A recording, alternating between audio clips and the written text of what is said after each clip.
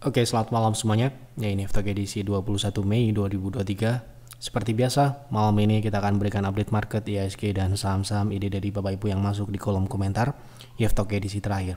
Kita akan bahas satu persatu sesuai dengan permintaan ya. Baik, beberapa jam lagi promo trade vesting in Mei untuk private trading room dan peers private investing room syariah untuk investasi saham syariah. Tersisa 2 sampai dengan jam 12 malam nanti.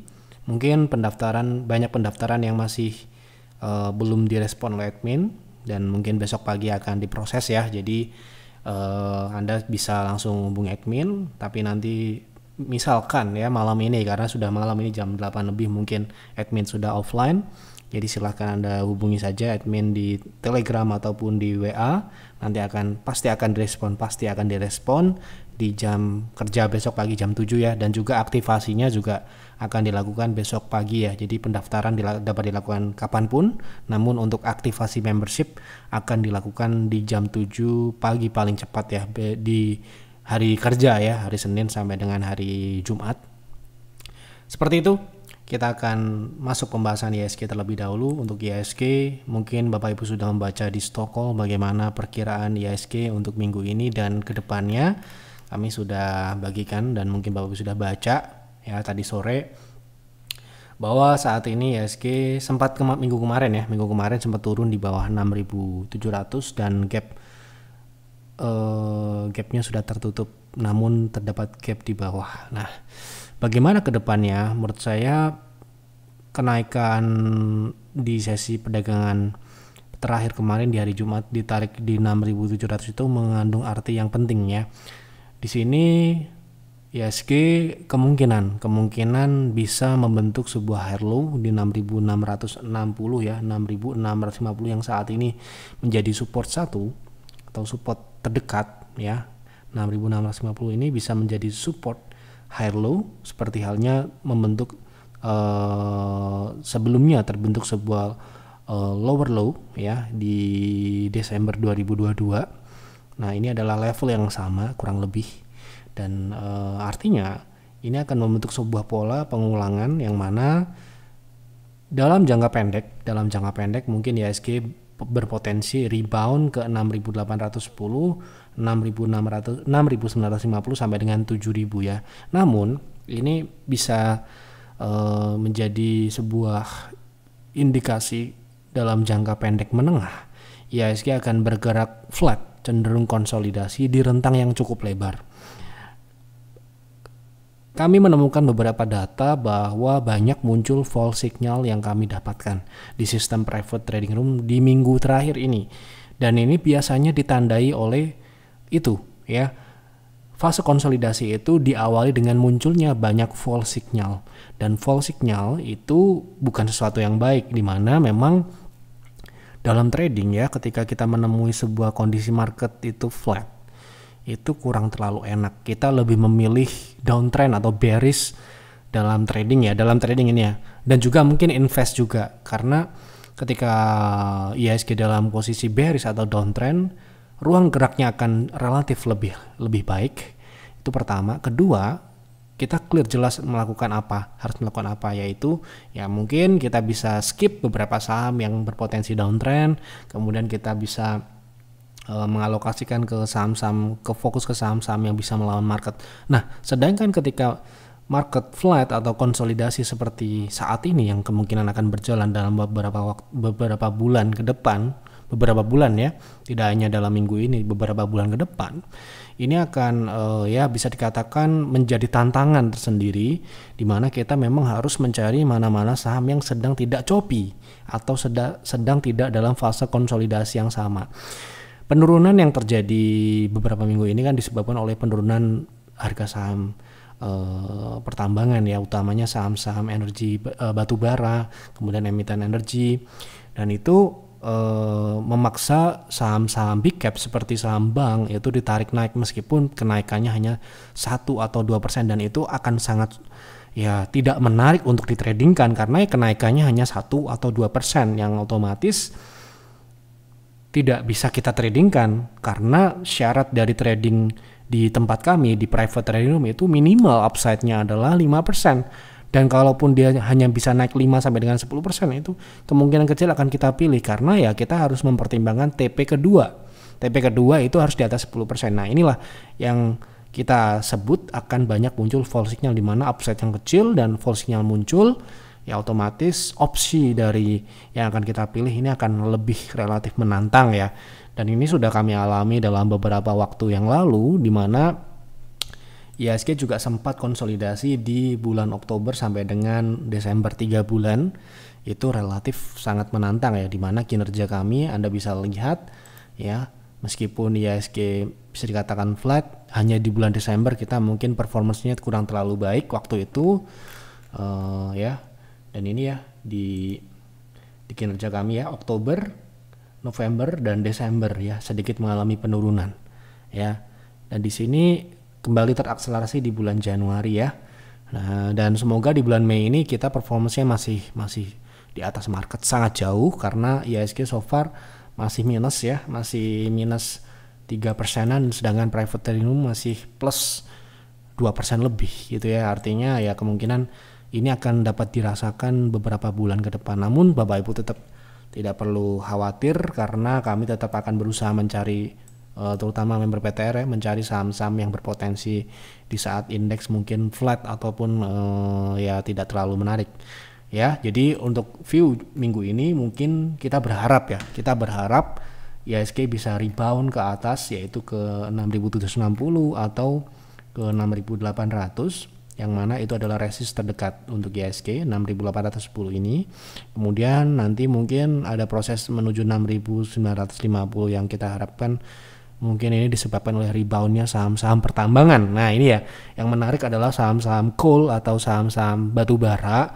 Mungkin saat ini masih dalam tekanan ya.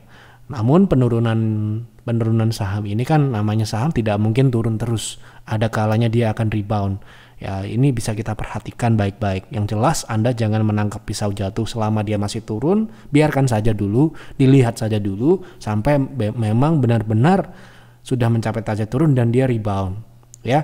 Jadi itulah yang mungkin akan menjadi sebuah opportunity untuk kita melakukan swing ya, ketika market mungkin tidak terlalu baik seperti sekarang ini ya, cenderung naik cuma 0, sekian persen atau besok hari ini naik besoknya turun dan sebagainya. Yang jelas Anda perhatikan chart IHSG ini, dia cenderung flat mendatar dalam beberapa bulan ini. Yang ini mungkin akan berlanjut setidaknya sampai dengan kuartal ketiga atau awal dari kuartal keempat tahun ini ya. Dan ya bisa dikatakan ini adalah tantangan yang ya tetap menarik buat kita untuk tetap perform di atas indeks ya. Jadi ya opsi-opsi saham-saham tadi ya, saham-saham yang mungkin sudah sangat turun dalam itu bisa dilihat, ini potensi swingnya tetap akan ada dan menarik. Dan kemudian saham-saham lapis bawah, lapis 3, lapis 4 yang mungkin trennya saat ini masih strong ke atas, itu dapat diperhatikan juga. Jadi ini yang menjadi pesan buat Bapak Ibu yang jelas, fall signal ini tidak mungkin kita nihilkan atau kita hindari.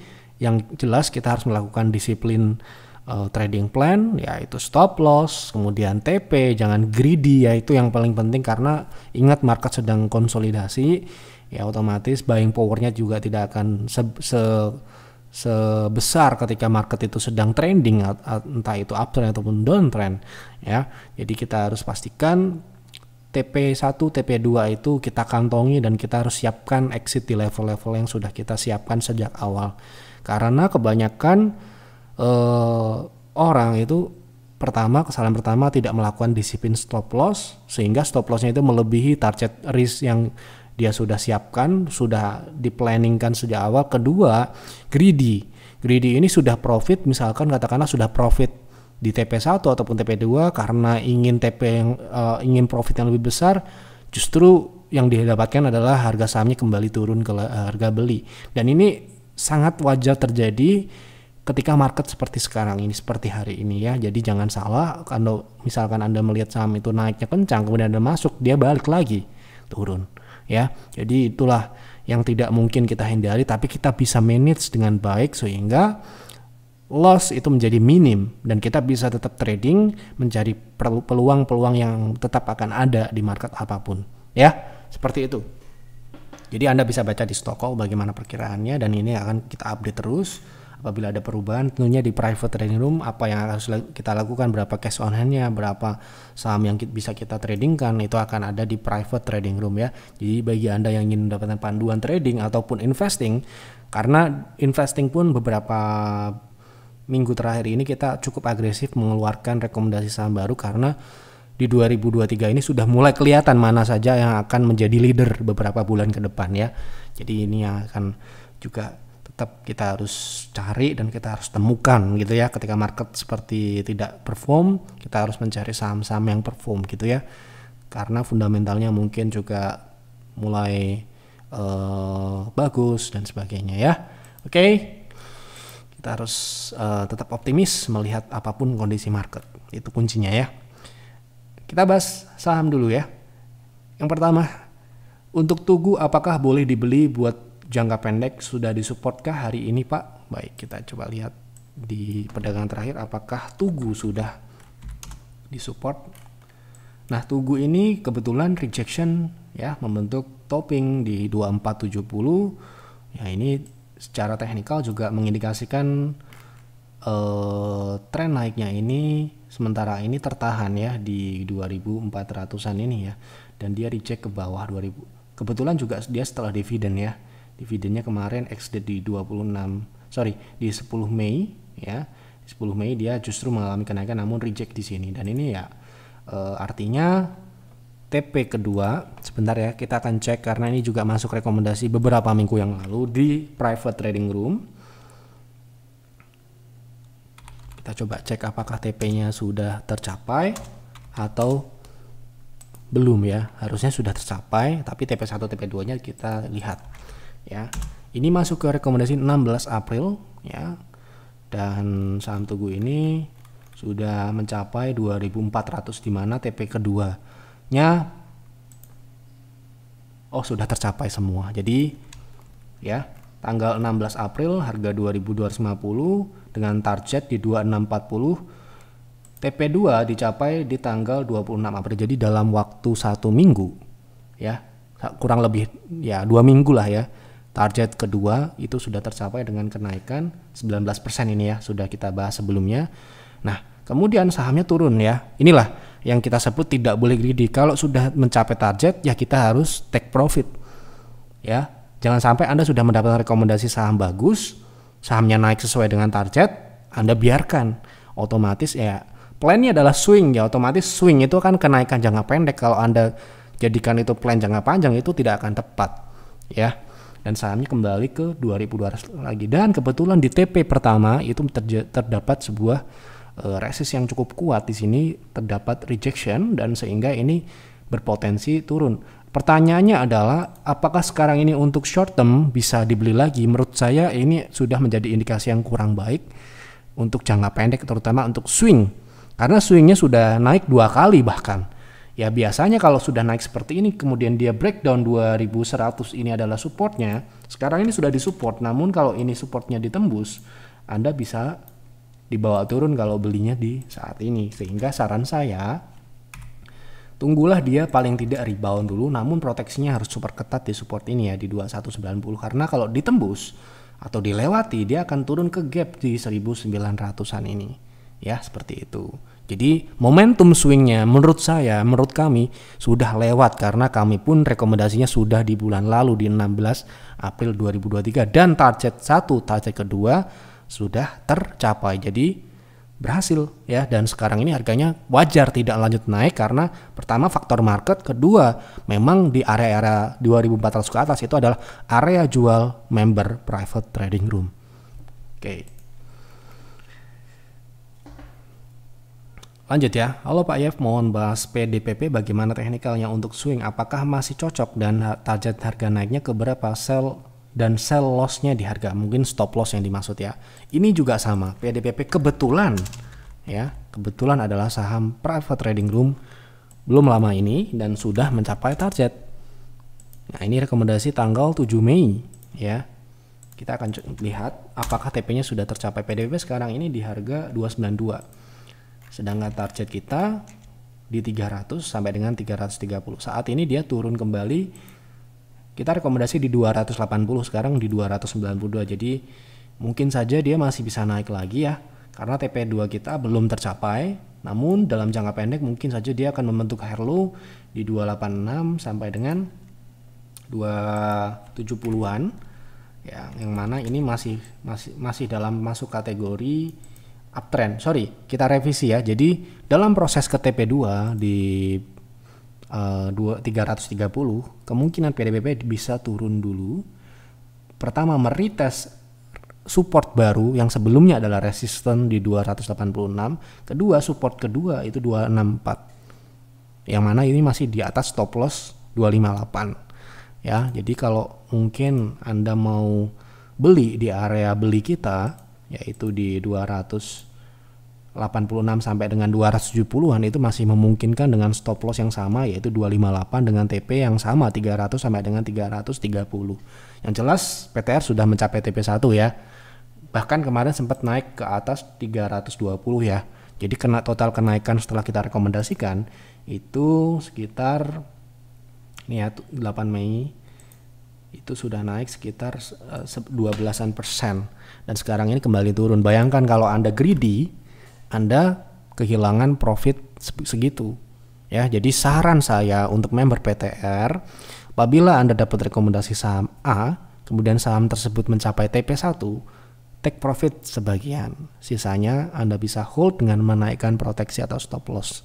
Seperti itu. Jadi itu bisa dikonsultasikan kapanpun. Anda bisa konsultasi ke advisor di Telegram. Karena itu adalah fungsinya juga penting ya. Jadi Anda nggak cuma dapat rekomendasi, Anda juga dapat konsultasi saham-saham yang tidak kita rekomendasikan pun Anda bisa konsultasikan ya. Gitu. Oke. Lanjut ya. Tolong bahas United Tractor bisa turun sampai 15.000. Kita coba lihat kemungkinannya apakah bisa turun ke sana atau tidak ya. Nah, sekarang ini dia sedang turun di 23. Nah, ini target turun United Tractor sesuai dengan pembahasan terakhir ke 21 sampai dengan 19 dulu. Itu dulu sebenarnya ya. Namun apakah bisa dia turun ke 15.000? Ya, mungkin saja. Namun sementara ini kita lihat di sini dulu ya. Ini pun dia sedang menembus support 23 dan kemungkinan lanjut ke 21 sampai dengan 19 sesuai dengan pembahasan terakhir. Oke. Lanjut. PAYF SMDR sekarang sedang dalam tren naik atau turun, support dan resistnya berapa dan entry di harga berapa sebaiknya. Baik, kita coba lihat SMDR apakah trennya naik atau turun nih. Jelas turun ya, jelas turun dengan target turun di 276. Untuk saat ini menurut saya ya lebih baik pilih saham yang lain dulu, dipantau-pantau dulu karena memang belum menarik untuk saat ini ya. Supportnya di 346, resistnya di 386. Oke.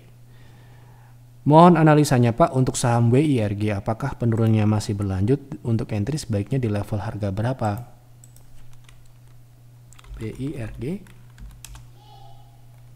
WIRG saat ini masih downtrend dan kemungkinan masih akan berlanjut selama tren turunnya masih berjalan.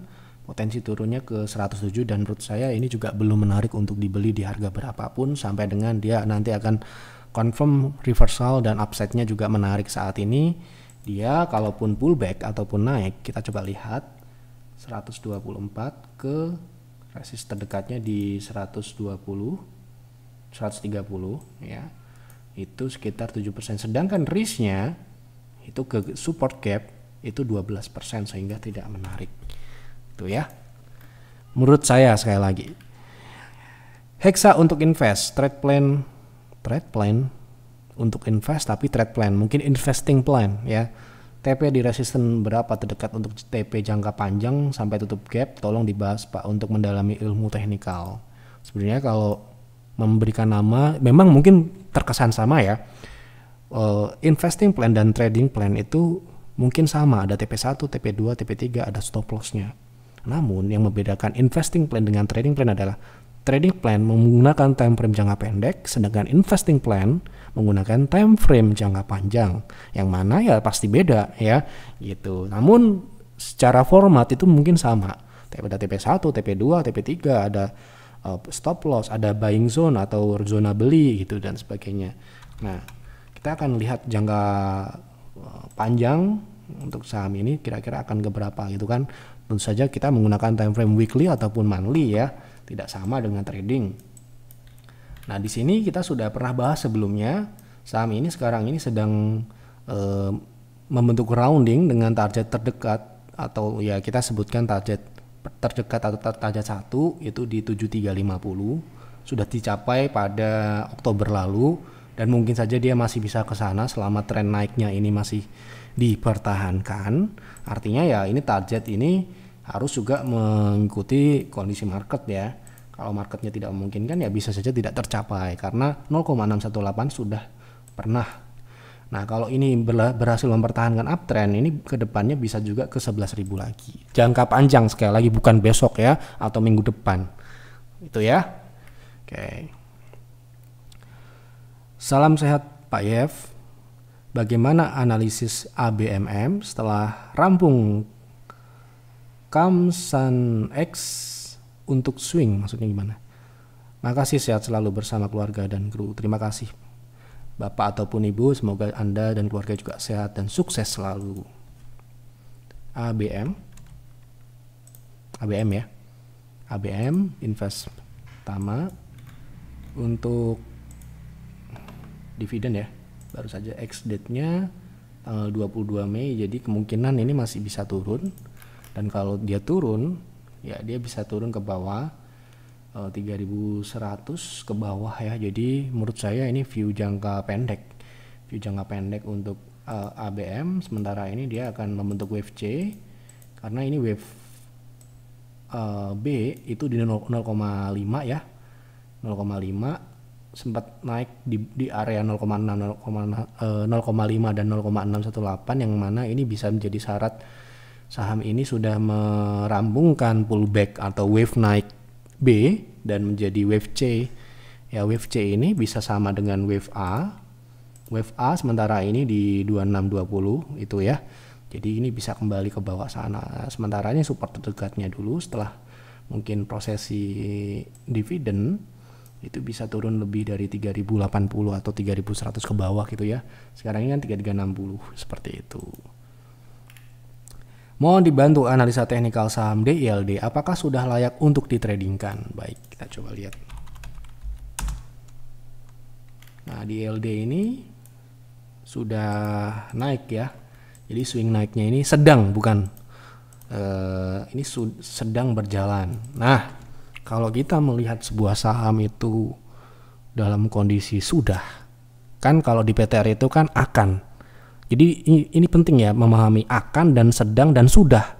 Kalau sudah itu berarti naiknya sudah terjadi dan dia sedang mulai turun. Itu berarti sudah. Akan itu masih sahamnya itu belum naik, tapi akan naik gitu ya. Nah, kalau DILD ini dalam kategori sedang. Kenapa begitu? Karena dia seperti ini polanya. Oke.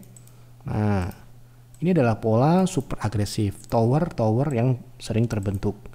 Yang mana kalau sudah, jadi kita menempatkan posisikan diri di saham seperti ini adalah saham ini dalam posisi akan, bukan sedang. Kalau sedang bisa saja besok pagi atau besok sore sudah menjadi sudah. Ini penting ya, karena kebanyakan seperti kemarin ada konsultasi saham IMAS, sahamnya sudah naik 2.900, baru konsultasi bisa untuk trading nggak, bisa swing nggak? Ya Anda beli saham seperti itu super agresif ya, ini sama tower juga, Anda bisa dilibas turun. Dan apalagi sekarang ini mohon maaf ya, indeks kita tuh belum normal, belum seperti sebelum pandemi ya. Kalau sudah ARB itu simetris baru itu normal. Jadi sekarang ini belum normal, jadi itu justru menyulitkan kita untuk exit ya. Kalau kita mau disiplin cut loss sekarang ini agak susah karena dia turun 6% udah dikunci, nggak bisa kita jual gitu ya. Nah, kalau seperti ini karakteristik seperti ini, kita bisa dikatakan menurut saya sudah terlambat. Meskipun ya bisa saja dia masih naik lagi. Ya, ini potensi upside jelas ini di resist yang dibentuk sebelumnya, yaitu di upper shadow di resist 210 sampai dengan 226 yang mana itu upside-nya juga masih cukup tinggi. ya 8 hingga 16%. Namun apabila dia membentuk tower dan besok pagi atau setelah Anda beli kemudian dia ternyata turun dan membentuk sebuah tower seperti pola-pola sebelumnya, risknya itu bisa sebesar potensi upside-nya sehingga masuk dalam kategori sudah terlambat. Ya, kapankah kira-kira masuk yang tepat di saham seperti DILD yang pola towernya ini berulang-ulang? Ketika dia disupport, kemudian dia breakout resist minor, di mana resist minor saat ini di 170 yang sekarang ini ya mungkin saja akan diuji sebagai support ya. Jadi kapan? Ketika ya katakanlah Anda beli di 2 Mei sampai dengan 8 Mei, itu sekitar beberapa hari ya. Yang mana risknya masih minimum. Ingat ya, kita trading di kami, di PTR, itu memposisikan diri sebagai businessman. Jadi harus berhitung risk dan rewardnya. Kalau risknya masih kecil, rewardnya besar, kita akan masuk meskipun tetap ada potensi gagal ya. Kalau gagal, risknya minimum. Anda lihat cek PTR cut loss, tidak ada yang lebih dari 5 atau 6%. Karena itu, kita fokus ke saham yang akan, bukan yang sudah atau apalagi sudah berakhir atau selesai gitu ya. Ya itulah ya dimana pemula newbie yang mungkin belum mengerti teknikal, belum mengerti cara menganalisis harga saham itu seperti apa, biasanya mereka akan kena di situ. Mereka tidak tahu ini fasenya apa, fasenya akan, ya, sedang atau sudah, ya, itu ya. Jadi ini pastikan Anda mengerti itu, ya. Oke. Lanjut ya. Malam Payep, mohon teknikal dari BMTR untuk trading jangka panjang. Terima kasih. Trading jangka panjang. Kalau di kami nggak ada trading jangka panjang ya. Trading itu pasti jangka pendek. Kurang dari 20 hari. Itu sudah ada patokan harinya ya. Kurang dari 20 hari. Kalau lebih dari 20 hari tidak perform pasti akan disikat ya atau dihaki ajar kiri gitu ya. Karena ya sahamnya kemungkinan ya antara konsolidasi atau lanjut downtrend seperti itu. Nah, ini BMTR untuk jangka pendek ya. Kalau kita ngomongin jangka pendek karena trading yang ditanyakan. Jadi trading jangka pendek untuk saham ini saat ini potensi ke 0,3 ini juga posisinya akan ya. Baru banget. Karena dia baru saja breakout dari resist 300. Ini konsolidasi. Ya, jadi menerapkan strategi yang kami share di website yang beberapa minggu yang lalu yang kita terapkan di trading saham Arko ya. Anda sudah baca mungkin ya. Ini saat ini tepat. Kenapa begitu? Karena risknya sangat minim. Ya, risknya sangat minim. Mungkin ya 3 atau 5% Anda bisa di situ. Kemudian potensi upside-nya ini ya ke 0,3 target minimum pullback itu 8% atau ya 8 sampai dengan 9%. Sedangkan kalau dia ke 0,6 TP keduanya itu bisa 23%. Ya, kita nggak peduli dia berhasil naik atau tidak. Yang jelas risknya lebih kecil dibandingkan rewardnya. Itu yang saya tekankan ke advisor, tim intelijen kalau mencari saham jangan yang sudah naik, saham yang akan naik. Ya, meskipun saham yang akan naik rawan dengan false signal, false breakout dan sebagainya. Nggak apa-apa.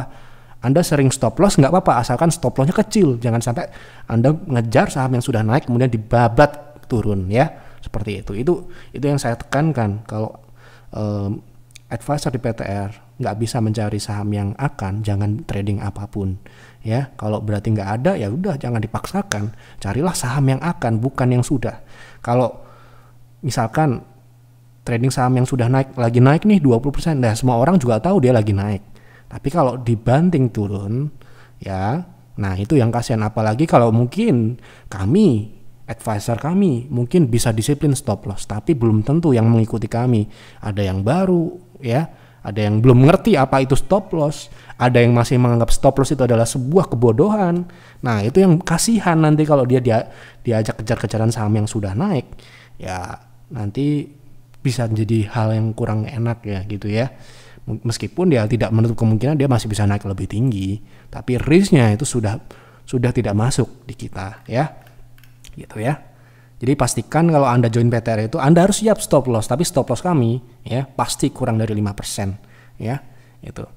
Payep mohon saham Doit untuk investasi jangka menengah.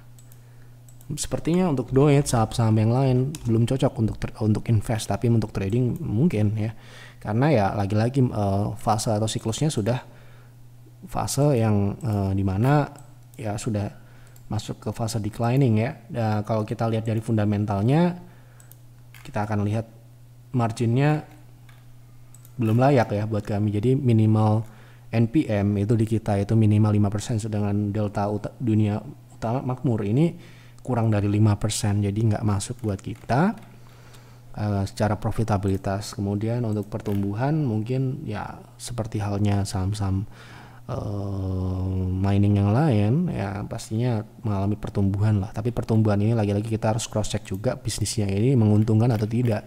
Ternyata tidak, menurut kami masih banyak yang lain ya. Jadi dari sini aja udah terscreening. Ini bukan masalah dia bisa naik atau turun ya, tetapi dari sisi fundamental tidak masuk ke kriteria kami. Kan Anda bertanya kepada saya, otomatis saya akan menjawab sesuai dengan kriteria saya. Kalau ini nggak masuk. Sekali lagi, bukan urusan dia bisa naik atau turun, tapi fundamentalnya tidak layak. Ya, gitu. Saham BIRD Pak Yev untuk jangka pendek. Baik, kita lihat teknikal jangka pendek BIRD. Oke, untuk jangka pendek dia saat ini sedang uji resist 1870. Apabila dia bisa breakout, potensi lanjut ya. Dan lanjutnya ini otomatis ya, ini adalah ekstensi wave terakhir, yaitu di 2100, di atas 2000 ya. Gitu. Ini sementara ini ya, tren warna hijau ini masih berlanjut. Ini juga kalau breakout baru akan naik ya. Ini 2190, mungkin ke ekstensi kedua juga bisa di 2500. Seperti itu. Baik, sudah saya jawab semua. Sekali lagi, apabila Anda ingin join PTR dan Pierce, ini diskon 50% ya, ingat ya. 12 bulan komitmen bersama Yev, Anda bisa join menggunakan promo trade vesting sampai dengan malam ini jam 12. Jadi Anda cepet-cepetan sisa 2, siapa yang cepat dia yang dapat. Otomatis kita akan melihat siapa yang daftarnya paling cepat dan responnya paling cepat juga ya. Gitu yang dapat saya sampaikan di Talk malam ini. Semoga memberikan manfaat, semoga memberikan informasi yang menguntungkan, semoga mengedukasi. Apa yang kami sampaikan di sini apa adanya. Prediksi kami dan analisa kami juga bisa salah. Ada yang benar, ada yang salah. Itu adalah hal yang wajar. Jadi Bapak Ibu harus bijak dalam menerima informasi, jangan ditelan mentah-mentah. Anda perlu menganalisis lagi, Anda perlu membuat trading plan, Anda perlu membuat investing plan. Apabila Anda member, Anda bisa konsultasikan lagi untuk memfollow up informasi yang kami sampaikan di sini dengan advisor kami di Telegram. Besok pagi akan dijawab ya. Gitu saja yang dapat saya sampaikan. Mohon maaf apabila kekurangan atau ada kesalahan dalam penyampaian Talk malam ini. Selamat malam dan selamat beristirahat.